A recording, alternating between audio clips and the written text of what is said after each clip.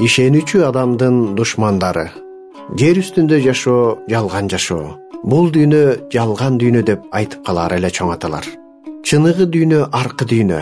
Ал эми кыл көпүрө менен өтөсүң, өтпөй калсаң тозокко күйөсүң.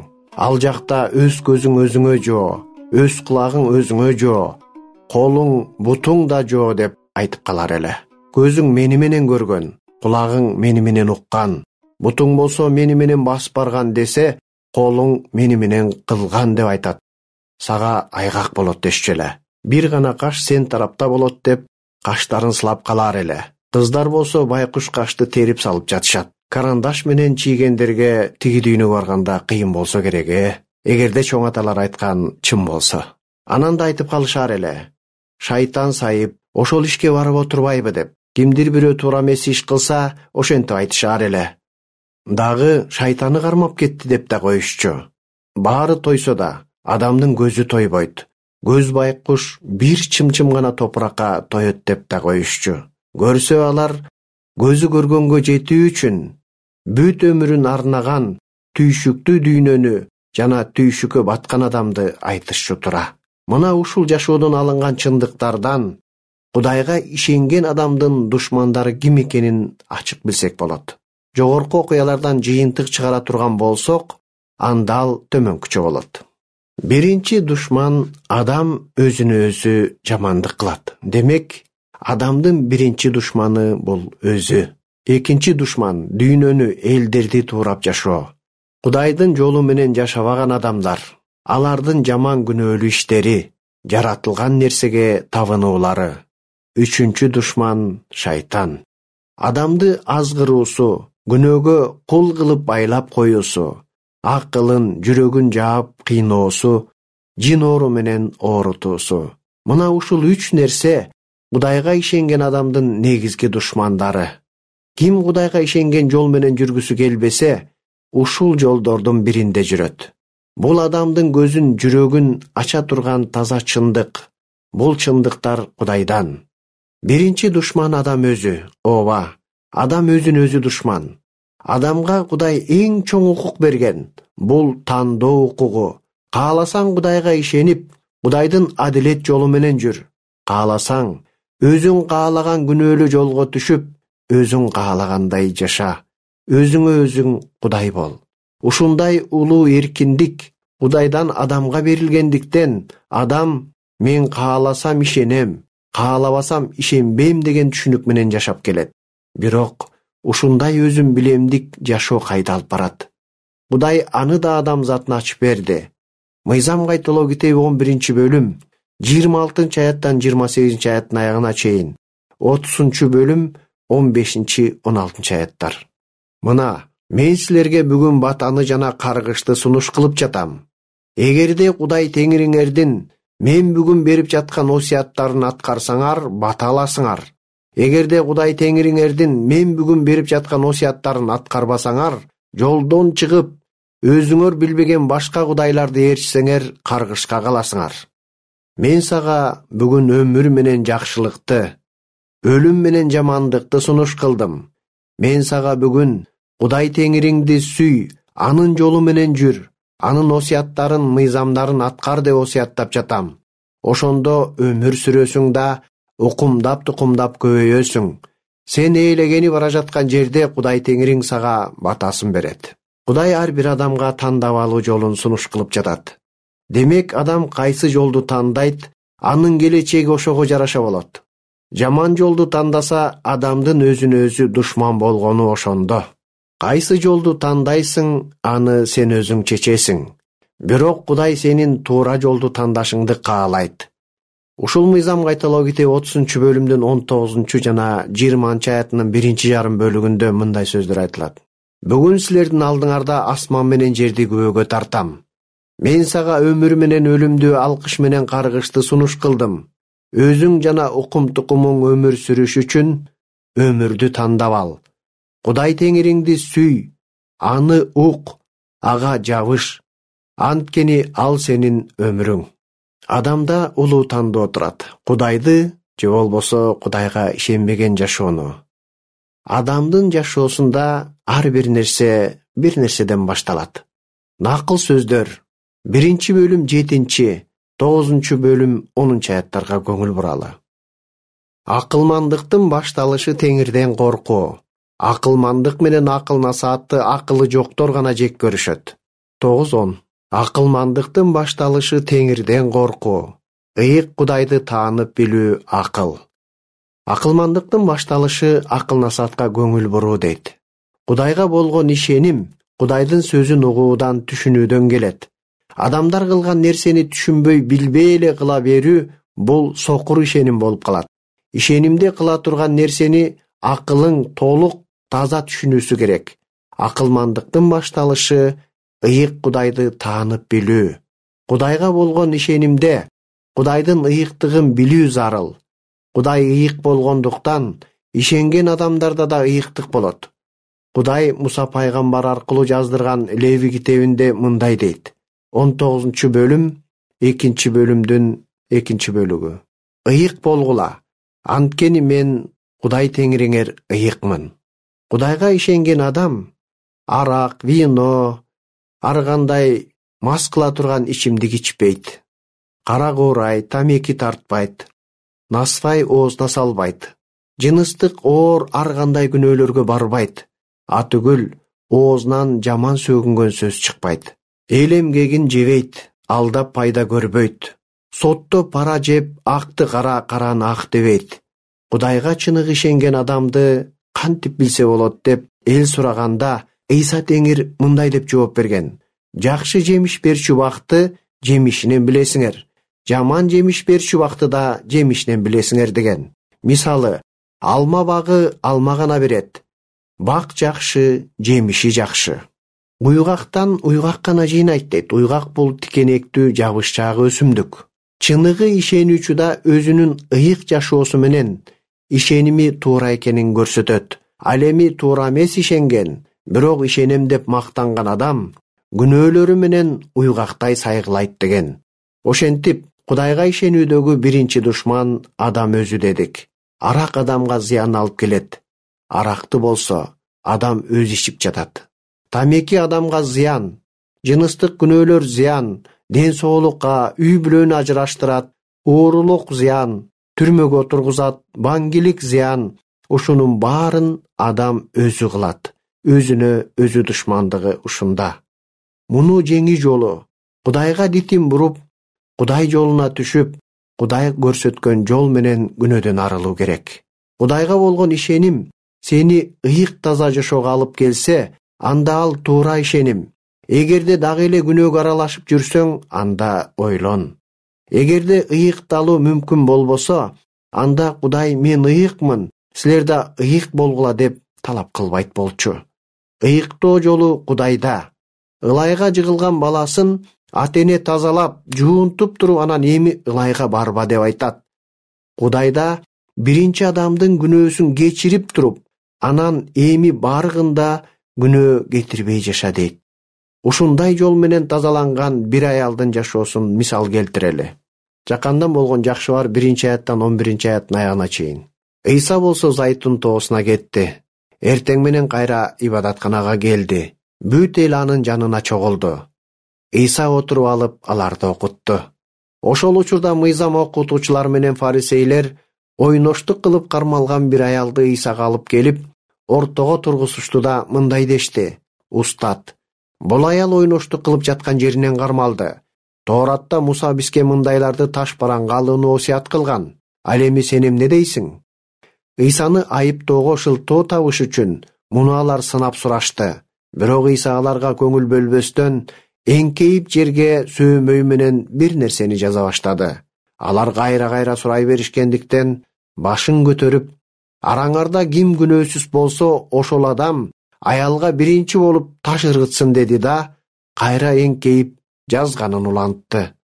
Муну укканда алардын айыйри ашкерелеп, адегенде башчылары, андан кийин калгандары биринин артынан бири кете баштады. Ыйсанын жанында ортодо турган аял гана калды. Ошондо Ыйса башын көтөрүп, аялдан башка эч ким жок экенин көрдү да: "Аял, сени айыптагандар кайда? Эч ким сени айыптаган жокпу?" деди. Аял ага: эч ким теңир деп жооп берди. Мен да сени айыптабайм. Бара бер. Мындан ары күнөө кылба, деди Иса. Кудайдын мыйзамы боюнча ойноштук күнөөсү өлүм жазасы менен жазаланчу. Динге берилген адамдар Кудайдын озуятын бузуп, өздөрү ошондой эле күнөө кылганын унутуп, аялды өлүмгө тарталыбы деп Исаны сынашты. Ошондо Иса ал аялдын күнөөсүнө эле эмес, ошол өлтүрөбүз деген адамдардын да күнөөсүнө көңүл бурду. Эгерде ким ушул аял кылган күнөөнү өзү кылбаса, биринчи болуп таш ыргытсын, деди. Ушул сөздү укканда өлтүрөбүз деген адамдар өз авирлери менен ашкереленип, колундагы таштарын таштап кетип калышты. Жалгыз калган аял эмне кылаарын билбей турду ошондо. Эми күнөөсү ачылгандан кийин ал эл ичинде кантип жашайт? Исага суроо берди. Аял, сени айыптагандар кайда? Эч ким сени айыптаган жокпу? Ушул сүйлөшүү аялга канчалык керек эле. Бул аялдын башка күнөөкөр аялдардан айырмасы, мунун күнөөсү эл алдында ачыкка чыкканы. Ал эми күнөөсү ачыкка чыкпаган канча аял бар.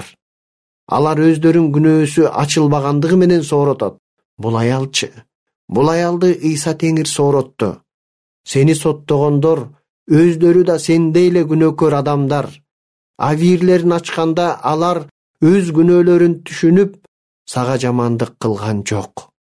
Муну түшүнгөн аял Исанын сени эч ким айыптаган жокпу деген суроосуна эч ким теңир деп жооп берди. Теңир деген сөздү айтуу үчүн Кудай актаган кечирим жолун түшүнүү керек эле. Аял Исаны сен мени өлүмдөн алып калдың, сен теңирсиң, деди.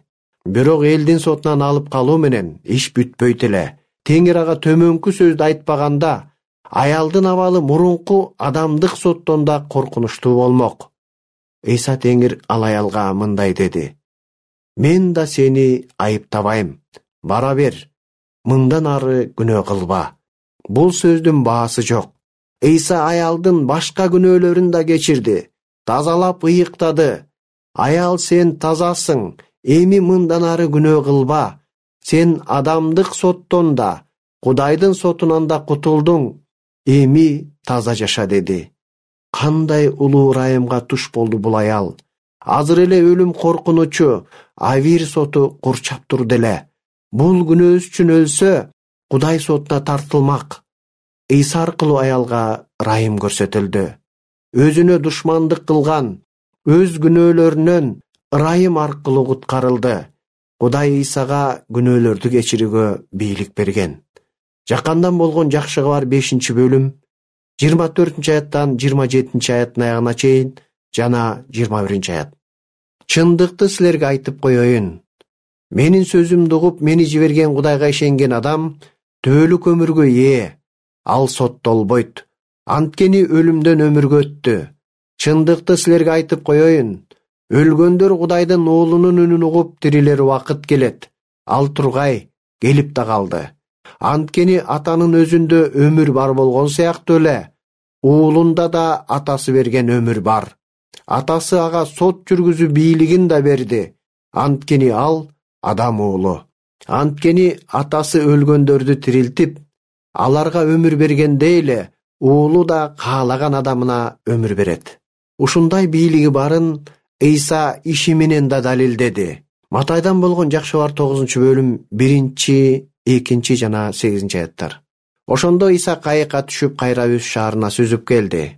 Бул жерден ага төшөктө жаткан шал оорлу бир адамды алып келишти.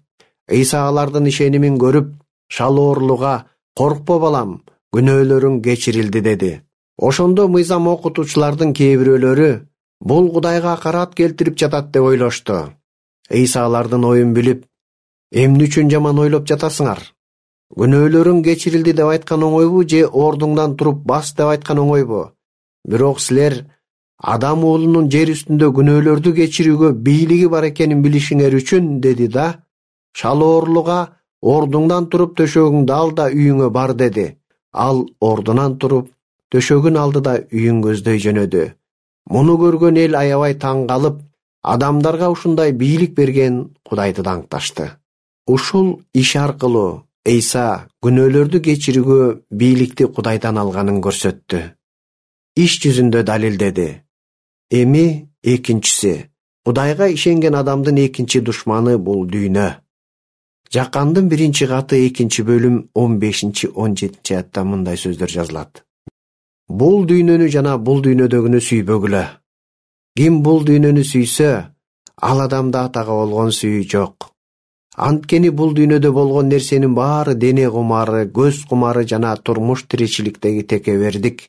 Булар атадан эмес, бул дүйнөнүкү. Бул дүйнө өзүнүн кумарлары менен кошо жок болот. Ал эми Кудайдын эркин аткарган адам түбөлүк жашайт. Дүйнө деген эмне? Дүйнө деген сөз бир канча мааниге ээ. Биринчи түшүнүгү бул дүйнө жүзү. Адамдар жашаган жер шаар, тоо, таш, түздүк, токойлор. Ал эми экинчи түшүнүк бул жашоого тийиштүү түшүнүк. Көр дүйнө, жалган дүйнө дегендей сөздөр айтылат. Дагы майдаланып, жаныбарлардын дүйнөсү деп да коюшат. Ал эми биз сөз кылган дүйнө бул Кудайга баш ийбей, өз каалагандай жашоо, кыскасы Кудайга баш ийбес чөйрө десек болот. Дүйнөнүн негизи эгоизм, кыргызча өзүмчүлдүк. Өз жыргалчылыгын гана көздөө десек да туура болот. Өзүмчүлдүктүн ичинде дене кумары кирет. Бул кадимки эле ичип жөөдөн башталат. Арам тамак. Анан ар кандай кумарлар кирет. Кумар деген сөз бир нерсеге керектүүдөн ашык убакыт, каражат коротуу десек да болот. Ал кумарлар адамды кул кылып алгандыктан, адам Кудайга, өзүнө, үй бүлөсүнө, жумушуна да көңүл бурбай калат. Казиного бараткан адам жол тосуп туруптур. Экөөбүз сүйлөшө кетсек, ал адам мындай дейт. Аялыма бир аз тыйын таштап, анан кана эмне алдың, кайда короттуң, кызыма эмне алып бердиң, арзаны жок бекен деп уруштум дейт. Азыр болсо казиного баратам. $1000 салып берем да, унчукпайла кетем дейт. Кээде башка өлкөгө да барып ойноп келем дейт. Арак, карта, баңгилик. Бул эл ичине тараган күнөөлөр. Мына ушулар дүйнөдөгү дене кумары. Тамак, соолук да кумарга кирет. Бир таанышым өзүнүн тууганы тууралуу мындай дейт. Анын маршруту daarаткана, ашкана жана уктоочу бөлмө дейт. Ал эми анын күнүмдүк жеген тамагы бирөөнүн үй бүлөсүнүн бир нече жумалык тамагы дейт. Демек, ашыра тамак жеген, ичкиликке, сойкулукка, кумарларга, карта, компьютерге берилүү бул кумарларга берилүү күнөөсү. Көз кумары. Бирөөнүкүнө көз артуу, бири-бирине атаандашып үйлөнүү той өткөрүү. Үйүн жаңы эле салып бүтсө, кошунасы андан чоң үй салса, үйүн бузуп андан да чоңун салуу. Ата-энеси өтсө атаандашып мал союу, атаандашып эстелик куруу, машинаны кайра-кайра жаңыртуу бул көз кумары. Кыскасы, көзү көргөн нерседен кыя өтпө бул көз кумары. Орустар айтат: машина бул сыймыктанып мактанчу нерсе эмес, ал бир жерден экинчи жерге жетүү үчүн колдончу каражат дейт. Дүйнөнүн үчүнчү тарабы бул мактанчаактык, турмуш тиричилик текебердиги. Жеген тамагы, кийими, балдарынын үй жайы, окуусу, билимдеги дагы башка байлыктагы, бийликтеги жетишкендикти Кудайга болгон ишенимден жогору коюу болуп эсептелет. Түшүк десек жаңылбайбыз. Дүйнө байлыкка, бийликке, билимге таянат. Ошол нерсеси менен Кудайга болгон баардыгына мүмкүн болгон ишеним жолун кабыл албайт. Текебер адамдын сөзү: Кудайга сыйынуу үчүн жакырлар, жетим жесирлер, карапайым эл барат. Түрмөгө түшкөндөр, ажырашкандар, карылар, бомштор барат.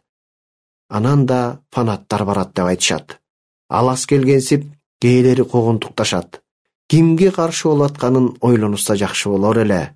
Кудай сөз айтат: дүйнө менен болгон достук Кудайга каршы кастык деп. Үчүнчү, Кудайга ишенгендерге болгон үчүнчү душмандык бул шайтан. Бүгүнкү күндө шайтан адамдарга абдан чоң аракет менен кол салып жатат. Жакандын 1-каты 3-бөлүм 8-аяттан 10-аяттын аягына чейин.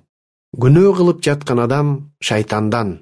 Анткени шайтан башынан бери күнөө кылып келе жатат. Кудайдын уулу шайтандын иштерин талкалаш үчүн келген.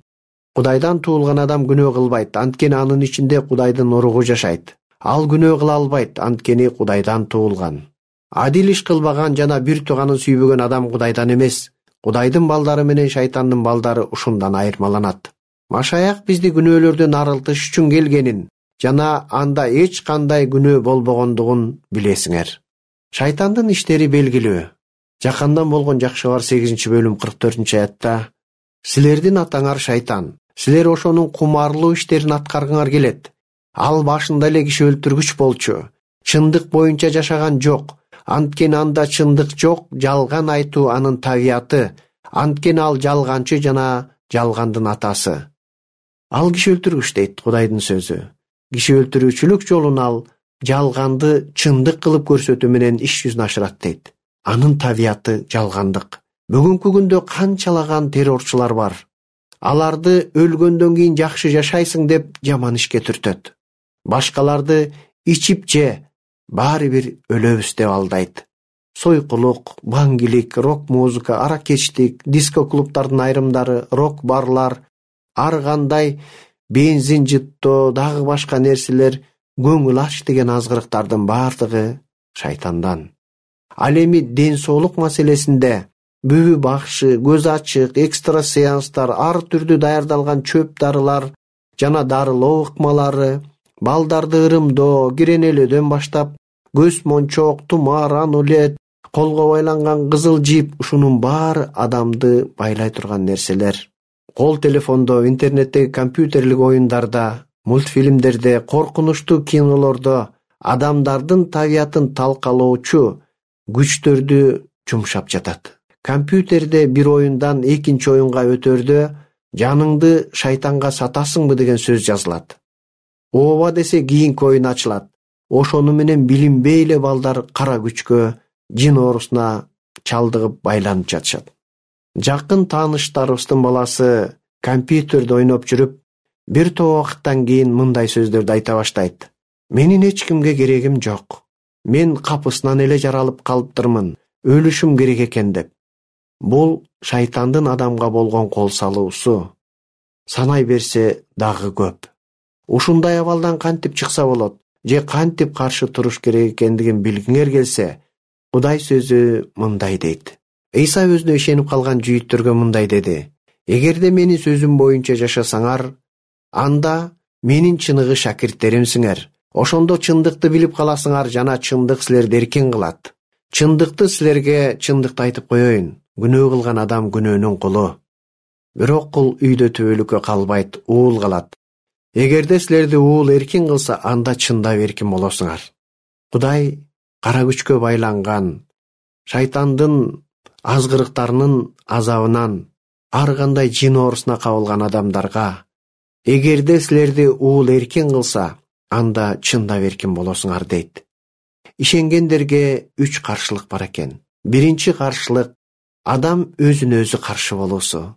Бул адамдын күнөөлүү табиятка байланып калгандыгын биз баса белгилеп кеттик. Экинчи дүйнө, Кудайга ишенбеген коом, Кудайга ишенбеген же туура эмес ишенген дин тармагы, ошондой эле ушу эл ичиндеги ар кандай күнөөгө байланган каада салттар бул адамды Кудайдан четтете турган каршылыктар. Ал эми үчүнчүсү адамдарга шайтандын түздөн түз кол салуусу. Бүгүнкү күндө ар кандай көз ачык төлгөчүлөрдүн азабынан канчалаган адамдар кара күчтөргө байланып турат. Канчалаган адамдар ар кандай ичкиликтин жана баңгиликтин, ар кандай рок музыкалардын азабынан кара күчкө байланып турушат. Канчалаган компьютерлик оюндардан, ар кандай коркунучтуу фильмдерден жана жазыксыз көрүнгөн мультфильмдерден азап чеккен балдар канча, адамдар канча. Бири-бирин көзүн ачтыруу үчүн, соодадан жолун аштырыш үчүн барып кайрылган адамдардын кара күчкө байлангандары канча. Алардын баардыгын ким бошотот? Эгерде Ыйса эркин кылса, анда эркин болушат. Ушул суроодо Кудай силерге батасын берсин. Биз жакандан болгон 5-бөлүм 24-аят менен жана элчи Павылдын элчилер иштеринде 26-бөлүм 11-аяттан 18-аятка чейин сөздөрү боюнча жыйынтыктап Кудайдан силерге ырайым бата тилейбиз. Чындыкты силерге чындыкты айтып коеюн. Менин сөзүмдү угуп, мени жиберген Кудайга ишенген адам түбөлүк өмүргө ал соттолбойт, анткени өлүмдөн өмүргө өттү. Синагогалардын баарын кыдырып, Ыйсага ишенгендерди кыйнап, Ыйсага карат айтырууга аракет кылдым. Аябай ачууланып, аларды башка шаарларда да куугунтуктадым. Ошол максат менен башкы кызмат кылуучулар тарабынан берилген укук жана тапшырма менен Дамаска бара жатканда, жолдо Агриппа падыша чак түштү асмандан бир жарык түшүп, мени жана жанымдагылардын айланасын жаркыратты. Ал жарык күндүн жарыгынан да жарык эле. Баарыбыз жерге жыгылдык. Ошондо Шабыл, эмне үчүн мени кубалап жатасың? Уштуу таякка каршы тура албайсың деп эбрей тилинде сүйлөгөн үндү уктум. Мен сен кимсиң, Теңир деп сурадым. Ал мага сен кубалап жаткан Ыйсамын. Ордуңдан тургун. Менин сага көрүнгөндүгүмдүн себеби мындай. Мен сени кызматчы кылам. Сен өзүң көргөн нерселерди гана эмес, мен көрсөтө турган нерселерди да көйлөндүрөсүң. Сени Жүйүт элинин жана бутпарастардын колунан куткарып алам да, алар көздөрү ачылып, караңгылыктан жарыкка жана шайтандын бийлигинен баш тартып, Кудайга бурулуш үчүн, мага ишенүү аркылуу күнөөлөрү кечирилип, ыйыктар менен бирге мураска болуш үчүн мен азыр сени аларга жиберем деп жооп берди. Бул күбөлүк асмандан Ыйса Машаяктын түздөн түз көрүнүшү аркылуу ага каршы болгон адамга берилген. Ал адам Ыйсаны тааный электе Ыйсага ишенүүнү бул башка дин, ишенимден четтөө деп түшүнүп, аларды куугунтукка алган адам эле. Качан өлгөндөрдөн тирилген Ыйса Машаяк асмандан ага өзү көрүнүп, ушул сөздөрдү айткандан кийин ал Ыйса Машаяктын ишенимдүү кызматчысы болуп калды. 18-аятты кайталап окуп коелу. Алар көздөрү ачылып, караңгылыктан жарыкка жана шайтандын бийлигинен баш тартып, Кудайга бурулуш үчүн, мага ишенүү аркылуу күнөөлөрү кечирилип, ыйыктар менен бирге мураска болуш үчүн, мен азыр сени аларга жиберем деп жооп берди. Ушул жерде шайтандын бийлигинен бошонуп, Кудайга кайрылыш үчүн дейт. Ким ошондой көз ачык төлгөчүлөр аркылуу шайтандын бийлигине байланып калса, Ыйса Машаякка ишенүү аркылуу ошол кишенден бошоно алат. Кудай силерге батасын берсин.